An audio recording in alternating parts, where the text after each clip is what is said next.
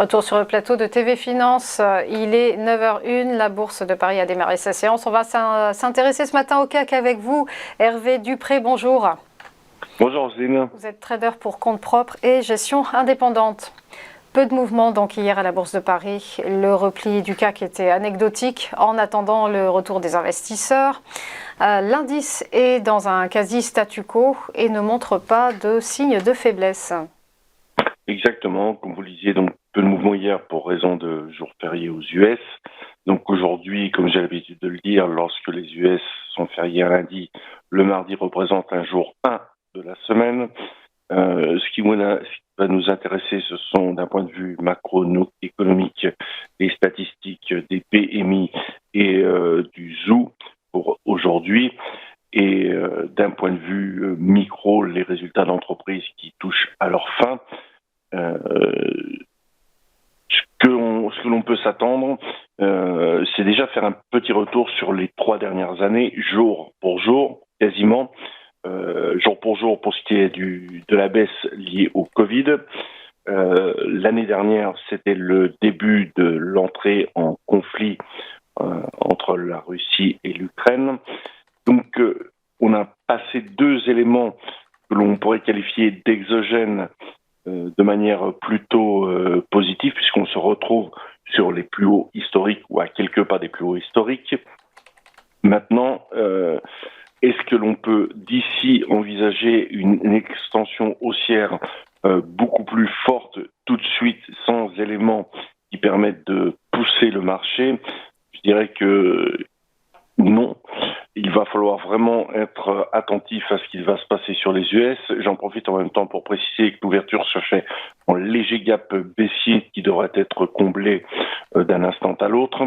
Donc techniquement, graphiquement, on n'a pas d'éléments de prise de décision d'un retournement ou d'une phase consolidante, mais nous n'avons pas non plus d'éléments qui permettent d'envisager pour l'instant une extension haussière. Ce qui nous permet de caper, entre guillemets, le range matinal pré-news PMI et ZOO entre le plus haut historique qui est aux environs de 7384 et le premier niveau d'alerte se situerait entre 7271 et 7293. Tant que ce seuil est défendu en corrélation avec le bas de range aux US, 3 indices confondus, c'est-à-dire Dow, Nasdaq et SP500, rien ne nous interdit d'envisager des extensions haussières. Alors, quelles pourraient être les extensions haussières ?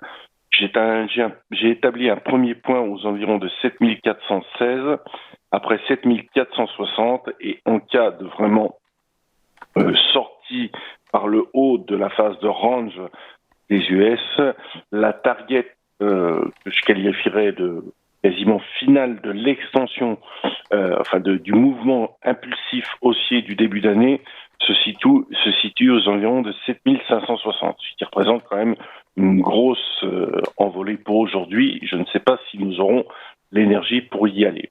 Donc en attendant d'avoir une bougie de clôture qui signifierait un calage de tendance, voire un retournement pour une consolidation, on reste dans un petit range d'accumulation sous les plus hauts historiques. Il est préférable d'aborder le marché avec des petits volumes en attendant, 1, la stat et surtout 2, l'ouverture US de cet après-midi. Donc voilà en gros les points stratégiques du marché. En dessous de 7271, on pourrait commencer à dégrader la tendance pour aller chercher les 7233 et 7182, voire 7123 en extension. Voilà ce que je peux vous dire pour aujourd'hui. Merci beaucoup Hervé Dupré pour votre décryptage et belle journée à vous. À suivre après une nouvelle pause, les Market Movers.